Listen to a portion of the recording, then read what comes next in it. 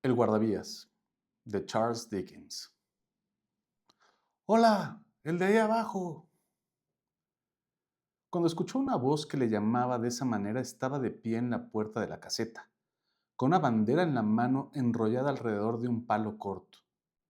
Teniendo en cuenta la naturaleza del terreno, cualquiera hubiera pensado que no podía dudar con respecto al lugar del que procedía la voz.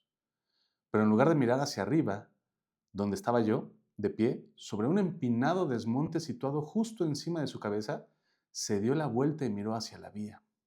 Había algo especial en la forma en que lo hizo, aunque yo no pudiera captar de qué se trataba exactamente. Lo que sí sé es que fue lo bastante notable como para llamar mi atención, a pesar de que su figura, situada abajo en la profunda zanja, se encontraba un tanto lejana y ensombrecida, y yo me hallaba muy por encima de él, tan de cara al resplandor de un furioso ocaso que tuve que protegerme los ojos con la mano antes de poder verlo. ¡Hola! ¡Allá abajo! Él seguía mirando la vía, pero volvió a darse la vuelta y, al levantar la vista, me vio allí arriba. ¿Hay algún camino por el que pueda bajar para hablar con usted? Miró hacia arriba sin poder responder y yo le contemplé sin querer presionarlo repitiendo mi tonta pregunta. En ese preciso momento se produjo una vaga vibración en la tierra y el aire que se convirtió rápidamente en una pulsación violenta y en una embestida que me obligó a retroceder para no caer abajo. Cuando se deslizó el vapor que se había elevado hasta mi altura desde el tren que pasó velozmente y empezó a desaparecerse en el paisaje, volví a mirar hacia abajo y pude verle enrollar la bandera que había extendido durante el paso del tren. Repetí la pregunta. Tras una pausa durante la cual pareció contemplarme con gran atención, señaló con la bandera enrollada hacia un punto situado a mi nivel, a unos 200 o 300 metros de distancia. ¡Entendido!, le grité, dirigiéndome hacia ese lugar. Allí, a fuerza de examinar cuidadosamente la zona, encontré un tosco camino que descendía en zigzag en el que había excavado una especie de escalones y bajé por él. La zanja era extremadamente profunda e inusualmente inclinada. Había sido excavada en una piedra viscosa que se iba volviendo más resumante y húmeda conforme bajaba. Por ese motivo, el camino se me hizo lo bastante largo para recordar la sensación singular de desgana y obligación con la que me había indicado dónde estaba. Cuando bajé por el camino en zigzag lo suficiente, vi que estaba en pie entre los raíles por donde acababa de pasar el tren, en una actitud de estar aguardando mi aparición. Con la mano izquierda se tocaba la barbilla y descansaba el codo de ese brazo sobre su mano derecha, cruzada junto al pecho. Su actitud me pareció tan expectante y vigilante que me detuve un momento, extrañado. Reanudé mi avance, llegué a la altura de la vía y, al acercarme más a él, vi que era un hombre de tez pálida y pelo oscuro, de barba negra y cejas bastante pobladas. Su puesto se encontraba en el lugar más solitario y triste que yo hubiera contemplado nunca. A ambos lados, un muro hecho de piedra mellada que goteaba humedad impedía toda vista salvo la de una franja en el cielo.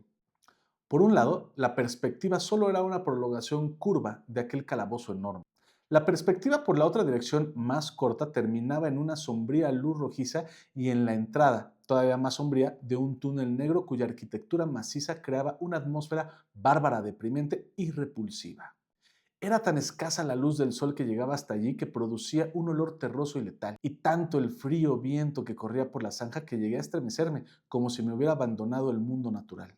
Me acerqué hasta él lo suficiente para tocarle antes de que se moviera. Ni siquiera entonces apartó su vista de la mía, pero dio un paso atrás y levantó una mano. Le dije que ocupaba un puesto bastante solitario y que había llamado mi atención cuando le vi desde allá arriba. Añadí que suponía que le resultaría raro tener visitantes, pero esperaba no obstante ser bienvenido. Que en mí debía ver simplemente a un hombre que, habiendo estado toda su vida encerrado en unos límites estrechos y sintiéndose libre por fin, se le había despertado recientemente el interés por las grandes obras. Le hablé en ese sentido, aunque estoy lejos de encontrarme seguro de que fueran esos los términos utilizados, pues aparte de que no se me da muy bien iniciar una conversación, había en aquel hombre algo que me intimidaba. Dirigió una curiosa mirada hacia la luz roja situada cerca de la boca del túnel.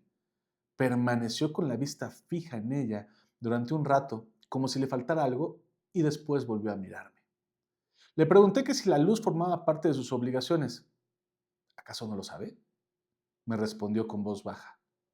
Contemplando su mirada fija y aquel rostro melancólico, pasó por mi mente el pensamiento monstruoso de que se trataba de un espíritu y no de un hombre.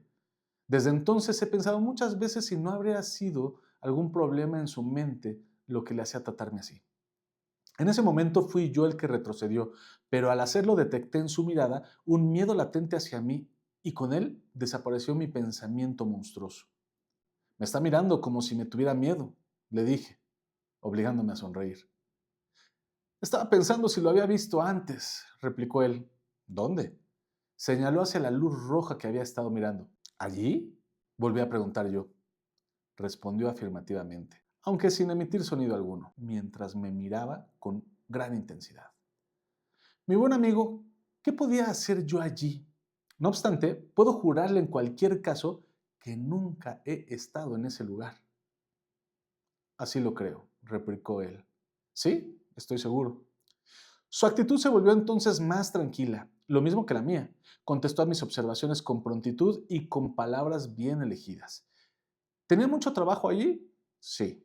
Bueno, era una forma de decirlo. Tenía desde luego una gran responsabilidad, pero lo que se requería de él era exactitud y vigilancia, mientras que trabajo de verdad, es decir, trabajo manual, apenas existía. Lo único que tenía que hacer era cambiar la señal, arreglar las luces y girar la manivela de hierro de vez en cuando. Con respecto a las largas y solitarias horas que tan pesadas me parecían a mí, solo podía decirme que se había adaptado a la rutina de esa vida y se había acostumbrado a ella. Ahí abajo había aprendido una lengua, aunque solo a leerla, haciéndose alguna idea aproximada de su pronunciación, si es que a eso podía llamarse aprender lenguas. Había trabajado también en fracciones y decimales y probado un poco con el álgebra, pero era, igual que había sido de niño, bastante torpe para las cifras. Cuando estaba de servicio era necesario que permaneciera siempre en aquel canal de aire húmedo y no podía subir nunca hasta donde lucía el sol, por encima de aquellos elevados muros de piedra. Bueno, eso dependía de los momentos y las circunstancias. En ciertas ocasiones había menos movimiento en la vía que en otras, y lo mismo podía decirse de ciertas horas del día y de la noche. Cuando el tiempo era bueno, elegía esos momentos para elevarse un poco por encima de las sombras inferiores, pero como en cualquier momento podían llamarle con la campana eléctrica y en esas ocasiones prestaba atención para escucharla con renovada ansiedad. El alivio que obtenía era menor del que yo podía suponer. Me condujo hasta su caseta, donde había una chimenea, una mesa para un libro oficial en el que tenía que anotar determinadas entradas, un instrumento telegráfico con su dial, cristal y agujas y la pequeña campana de la que había hablado. Al confiarle yo, rogándole que me excusara el comentario que me había parecido muy bien educado y quizás, y esperaba decirlo sin ofenderle, educado por encima de su posición, observó que no era raro encontrar ejemplos de ligeras incongruencias en este aspecto dentro de los grandes grupos humanos, que había oído que así sucedía en los talleres, en las fuerzas de policía e incluso en el último recurso de los desesperados, el ejército, y que sabía que también sucedía así, en mayor o menor medida, en cualquier importante estación de ferrocarril. De joven, había sido estudiante de filosofía natural y había asistido a conferencias. Si podía yo creerle al verlo sentado en aquella cabaña, pues él apenas podía. Pero se había desencadenado, había utilizado mal sus oportunidades y había caído para no volverse a levantar de nuevo y no tenía queja alguna al respecto. Él mismo había hecho la cama sobre la que se había acostado y era ya demasiado tarde para hacer otra. Todo lo que acabo de condensar lo explicó de una manera tranquila, repartiendo por igual entre el fuego y mi persona unas miradas oscuras y graves. De vez en cuando dejaba caer la palabra Señor, y especialmente cuando se refería a su juventud, como si me pidiera que entendiera que él no reivindicaba ser otra cosa que el hombre al que encontré en aquella cabaña. En varias ocasiones le interrumpió la campanilla y tuvo que leer mensajes y enviar respuestas. En una ocasión tuvo que salir para mostrar una bandera a un tren que pasaba y comunicar algo verbalmente al maquinista. Observé que en el cumplimiento de sus deberes era especialmente exacto y vigilante. interrumpiendo su discurso en una sílaba si era preciso y manteniendo silencio hasta que hubiera cumplido su deber. En resumen, habría considerado que era el hombre con mayor seguridad que podía ejercitar ese cargo, de no ser por la circunstancia de que en 2 ocasiones, mientras me estaba hablando, perdió el color, volvió el rostro hacia la campanilla cuando ésta no había sonado, abrió la puerta de la cabaña, que estaba cerrada para que no penetrara la insalubre humedad, y miró hacia la luz roja cercana de la boca del túnel. En ambas ocasiones, regresó con la actitud inexplicable que ya había observado yo sin ser capaz de definirla, cuando nos vimos por primera vez desde lejos. Casi me hace pensar que he encontrado a un hombre feliz, le dije cuando me levantaba para despedirme. Me temo que he de reconocer que se lo dije para impulsarle a que siguiera hablando. Creo que solía hacerlo, replicó con la voz baja con la que me habló por primera vez. Pero siento un poco de atribulamiento, señor. Me siento atribulado. Había borrado esas palabras de haber podido hacerlo, pero ya estaban dichas y me referí a ellas inmediatamente. ¿Por qué? ¿Cuál es su problema? Es muy difícil de explicar, señor. Es verdaderamente difícil hablar de ello, pero si vuelve a visitarme, intentaré contárselo. Me comprometo expresamente a visitarle de nuevo. ¿Cuándo podré hacerlo? Salgo de servicio por la mañana y volveré a entrar mañana por la noche a las 10, señor. Vendré entonces a las 11. Me dio las gracias y salió de la cabaña conmigo. Le iluminaré con mi linterna, señor, hasta que haya encontrado el camino de ascenso, me dijo con su peculiar voz baja. Pero cuando lo haya encontrado, no grite para decírmelo. Y cuando ya esté arriba, no me llame. Aquella actitud me pareció bastante fría, pero me limité a responderle un de acuerdo. Y cuando venga mañana por la noche, no me llame. Permítame una pregunta antes de partir. ¿Por qué esta noche gritó, hola, ahí abajo? ¿Quién sabe? Respondí yo. Debí gritar algo parecido a... No, no algo parecido, señor. Exactamente esas mismas palabras. Las conozco bien. Admito que fueran esas mismas palabras. Sin duda las dije porque le vi a usted aquí abajo. ¿Por ningún otro motivo?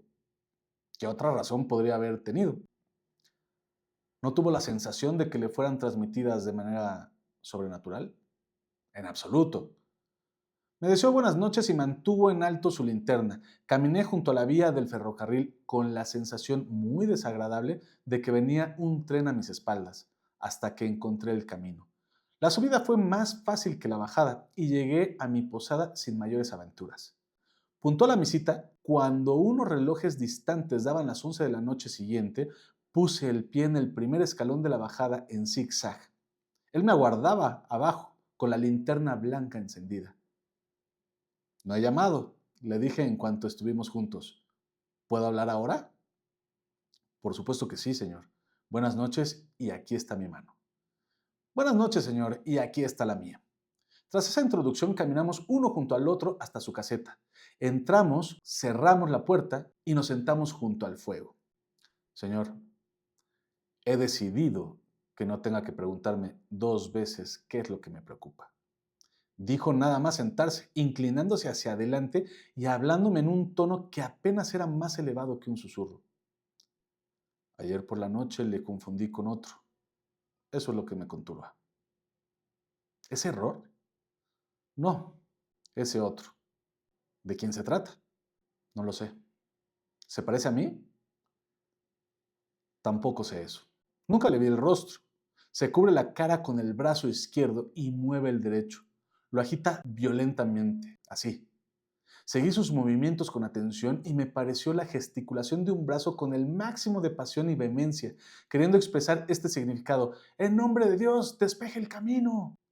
Una noche estaba sentado aquí, bajo la luz de la luna, cuando oí una voz que me gritaba, ¡Hola! ¡Ahí abajo! Me levanté, miré desde la puerta y vi a ese otro de pie junto a la luz roja que hay cerca del túnel, moviendo el brazo de la manera que le acabo de explicar.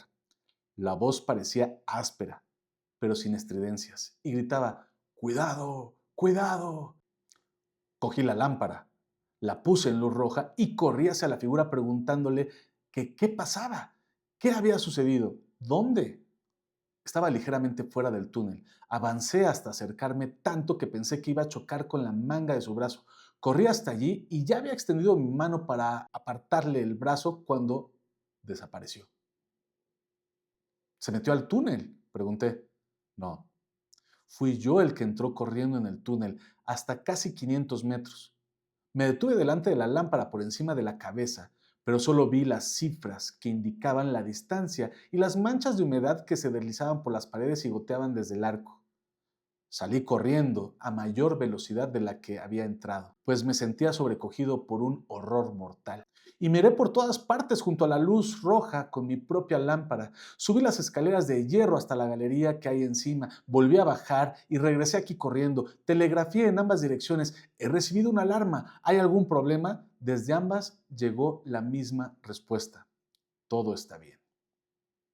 Venciendo la sensación de que un dedo helado estaba recorriendo lentamente mi columna vertebral, le dije que aquella figura debió de ser un engaño de su vista y que es bien sabido que esas figuras, cuyo origen está en la enfermedad de los delicados nervios que rigen el funcionamiento de los ojos, a menudo han inquietado a los pacientes, algunos de los cuales han tomado conciencia de la naturaleza de su aflicción e incluso se lo han demostrado a sí mismos por medio de experimentos. En cuanto al grito imaginario, seguí diciéndole, escucha por un momento el viento en este valle artificial mientras hablamos en voz tan baja y el sonido que provocan los cables del telégrafo. Me contestó que todo aquello estaba muy bien después de que hubiésemos estado sentados un tiempo en silencio y escuchando, pero que él debía de saber algo sobre el viento y los cables, pues con frecuencia había pasado allí largas noches de invierno a solas vigilante. Añadió que me rogaba que tuviera en cuenta que no había terminado su historia. Le pedí excusas y lentamente, tocándome el brazo, añadió estas palabras. 6 horas después de la aparición, sucedió el conocido accidente de esta vía, y 10 horas más tarde sacaban los muertos y los heridos a través del túnel por el lugar en donde había estado la figura. Me recorrió un desagradable estremecimiento, pero hice los mayores esfuerzos para sobreponerme. Repliqué que no podía negar que se trataba de una coincidencia notable, bien calculada para impresionarme, pero era incuestionable que continuamente se producen notables coincidencias y que deben tenerse en cuenta al tratar temas semejantes. Aunque debía de admitir, a buen seguro, añadí, pues creí ver que iba a oponerme a esa objeción, que los hombres con sentido común no tienen en cuenta esas coincidencias al analizar de manera ordinaria la vida. De nuevo me hizo cortésmente la observación de que no había terminado. Por segunda vez le supliqué que me perdonara por la interrupción. Esto sucedió hace exactamente un año, dijo poniendo de nuevo la mano en mi brazo y mirando por encima de su hombro con ojos huecos. Pasaron 6 meses o 7 y ya me había recuperado de la sorpresa y el shock cuando una mañana, al despuntar el día, me encontraba de pie en la puerta mirando hacia la luz roja y vi de nuevo al espectro. Se detuvo ahí y permaneció mirándome fijamente. ¿Gritó algo? No, guardaba silencio. ¿Movía el brazo? No. Estaba apoyado sobre el haz de luz con las dos manos ante el rostro, puestas así. Seguí sus movimientos con la mirada y vi una acción de dolor. Ya había visto esa actitud en las esculturas que hay sobre las tumbas. Subió hasta allí, entré y me senté, en parte para pensar en ello, pero también en parte porque me sentí débil. Cuando volví a salir, la luz del día lo iluminaba todo y el fantasma había desaparecido. ¿Y no pasó nada? ¿La aparición no tuvo consecuencias? Me tocó el brazo con el dedo índice 2 o 3 veces, asintiendo fúnebremente cada vez. Aquel mismo día, cuando un tren salía del túnel, me di cuenta al mirar hacia una ventanilla que en el interior había una confusión de manos y cabezas y que algo se movía. Lo vi durante el tiempo necesario para pedir al maquinista que se detuviera. Puso el freno, pero el tren se deslizó hasta unos 150 metros de aquí o más. Corrí hasta allí y al llegar escuché terribles gritos y lamentos. Una mujer joven y hermosa había muerto instantáneamente en uno de los compartimentos y la trajeron hasta aquí, colocándola en este suelo que hay ahora entre nosotros. Involuntariamente eché hacia atrás mi silla y miré las tablas que él señalaba. Así fue, señor, ciertamente. Sucedió exactamente tal como se lo cuento. No se me ocurría nada que decir en ningún sentido y tenía la boca muy seca. El viento y los cables siguieron la historia con un gemido prolongado. Y ahora, señor, siguió diciéndome, medite en ello y juzgue hasta qué punto está conturbada mi mente. El espectro regresó hace una semana. Desde entonces ha aparecido allí una y otra vez sin seguir pauta alguna. ¿Junto a la luz? Junto a la luz de peligro. ¿Y qué es lo que parece hacer? Repitió, si ello es posible con mayor pasión y vehemencia, la misma gesticulación cuyo significado había interpretado como «Por Dios, despejen el camino». Y luego siguió hablando. Por eso no tengo ni paz ni descanso. Durante muchos minutos seguidos y de una manera dolorosa me grita «¡Cuidado allá abajo!» y sigue haciéndome señas. Hace que suene la campanilla. Esa última frase me hizo pensar en algo. Sonó la campanilla ayer por la noche cuando yo estaba aquí y usted salió hasta la puerta por 2 veces. Bien, ya veo que su imaginación le está desorientando. Yo tenía la vista fija en la campanilla y los oídos bien abiertos a su sonido, y tan seguro como de que estoy vivo que no sonó en esas ocasiones. No, ni en ningún otro momento, salvo dentro del curso natural de las cosas físicas, cuando la estación comunicaba con usted. Todavía no he cometido nunca un error, señor, añadió agitando la cabeza. Jamás he confundido la llamada del espectro con la de los hombres. La llamada del fantasma es una extraña vibración en la campana que no viene de parte alguna y no he afirmado que la campana se mueva delante de los ojos. No me extraña que usted no la oyera, pero yo sí la escuché. ¿Y estaba el espectro allí cuando me miró? Ahí estaba. ¿Las 2 veces? Las 2, repitió con firmeza. ¿Querría venir conmigo hasta la puerta y mirar ahora?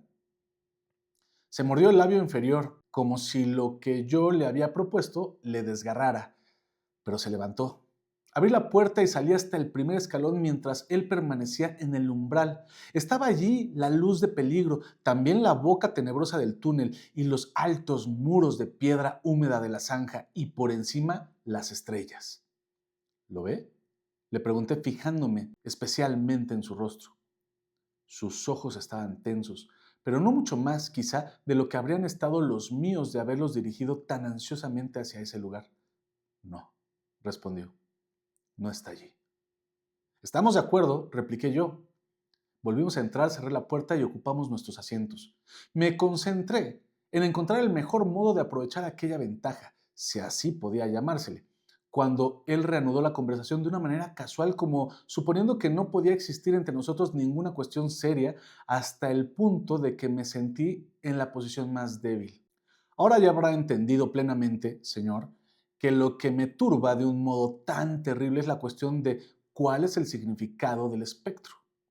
Le contesté que no estaba seguro de entenderle plenamente. ¿Contra qué advierte?, dijo él pensativamente, con la mirada puesta en el fuego y mirándome solo de vez en cuando. ¿Cuál es el peligro? ¿Dónde está? Sé que hay peligro en algún lugar de la vía, que va a suceder alguna calamidad terrible. No puedo dudar de ello en esta tercera ocasión. Después de lo que ha sucedido con anterioridad, no puedo dudar. Pero seguramente se trata de algún cruel aviso dirigido a mí.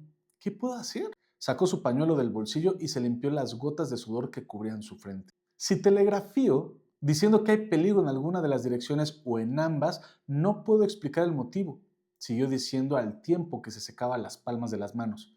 Tendría problemas y no serviría de nada. Las cosas sucederían así. Mensaje, peligro, tengan cuidado. Respuesta, ¿qué peligro? ¿Dónde? Mensaje, no lo sé, pero por el amor de Dios, tengan cuidado. Me despedirían. ¿Qué otra cosa podrían hacer?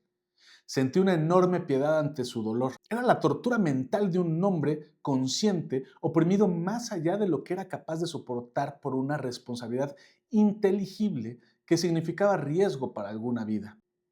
Cuando apareció por primera vez bajo la luz de peligro, siguió diciendo al tiempo que se echaba hacia atrás los cabellos oscuros y se frotaba las sienes con las manos, con la agitación de dolor enfebrecido: ¿por qué no me dijo dónde iba a producirse ese accidente, si iba a producirse? ¿Por qué no me dijo cómo podía evitarse, si es que podía evitarse?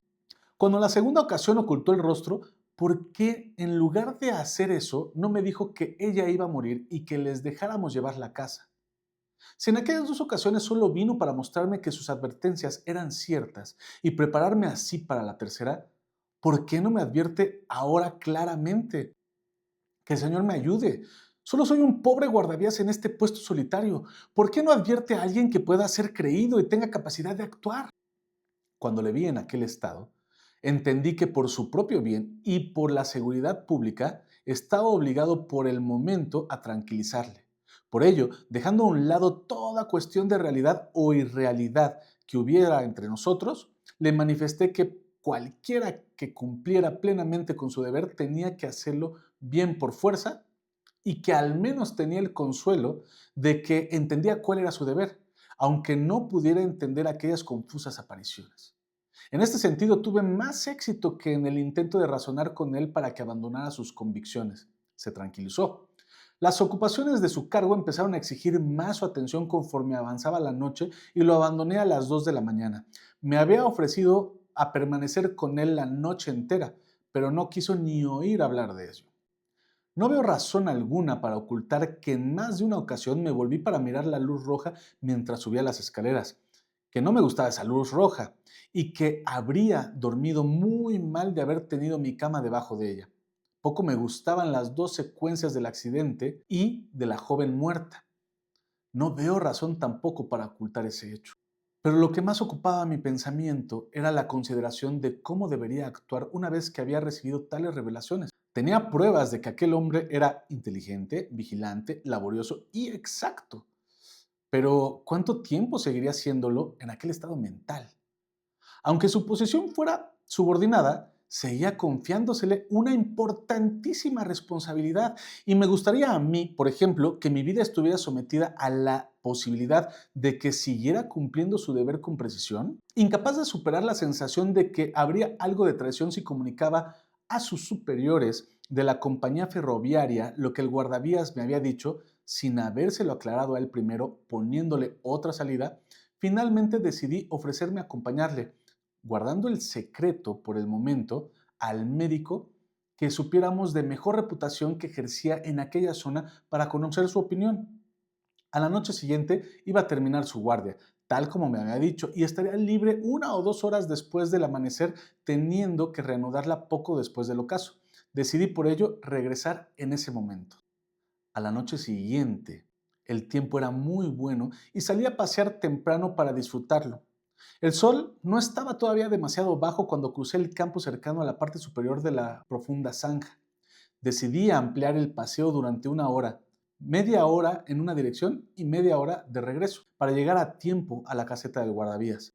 Antes de proseguir el paseo, me apoyé en el borde y miré mecánicamente hacia abajo, situado en el mismo lugar desde el que lo había visto por primera vez. No puedo describir la conmoción que sentí cuando vi que cerca de la boca del túnel aparecía un hombre que se tapaba los ojos con la manga izquierda y se agitaba vehementemente el brazo derecho. El horror inexpresable que me oprimió pasó en un momento, pues enseguida vi que se trataba realmente de un hombre y que a su alrededor había un pequeño grupo de personas a escasa distancia a las que el primero estaba haciendo aquel gesto. Todavía no se había encendido la luz de peligro. Junto al palo que la sujetaba había como una cabaña pequeña y baja que no había visto antes, hecha con soportes de madera y lienzo encerado. No era más grande que una cama. Con una sensación irresistible de que algo iba mal, acusándome y reprochándome por un momento que había cometido una acción fatal al dejar solo allí a aquel hombre, sin enviar a nadie que vigilara o corrigiera lo que él hacía, bajé por las escaleras a toda velocidad de la que fui capaz. ¿Qué sucede?, pregunté a los hombres. El guardavías murió esta mañana, señor. ¿No será el hombre que vivía en esa caseta? Así es, señor. Pero no el hombre al que yo conozco.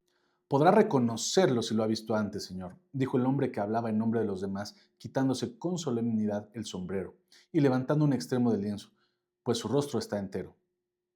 ¡Ay! ¿Y cómo sucedió esto?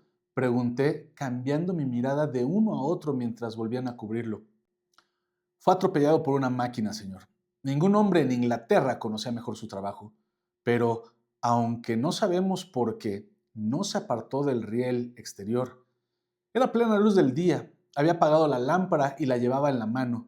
Cuando la máquina salió del túnel, le estaba dando la espalda y la máquina le atropelló. Aquel hombre la conducía y podrá decirle cómo sucedió. Cuéntaselo al caballero Tom. El hombre, vestido con un arrugado traje oscuro, se acercó al lugar que ocupaba anteriormente junto a la boca del túnel. Al coger la curva del túnel, señor, le vi al final, como a través de unas gafas para ver de lejos. No tenía tiempo para cambiar la velocidad, pero sabía que él era muy cuidadoso. Como no parecía prestar atención al silbato, dejé de pitar cuando nos abalanzábamos sobre él y grité tan fuerte como pude. ¿Y qué le dijo? Le dije, ¡el de ahí abajo! ¡Cuidado! ¡Por Dios! ¡Despeje el camino! Me sobresalté. Ay, fue un momento terrible, señor. No dejé de gritarle. Me llevé el brazo ante los ojos para no verlo y agité el otro hasta el final, pero no sirvió de nada. Sin prolongar la narración en ninguna de sus curiosas circunstancias más que en otra, antes de terminar debo, sin embargo, señalar la coincidencia de que la advertencia del conductor de la máquina no solo incluía las palabras que el desafortunado guardavías me había repetido que le acosaban, sino también las palabras que yo mismo, no solo él, había asociado, y eso en mi propia mente, a los gestos que el guardavías había imitado.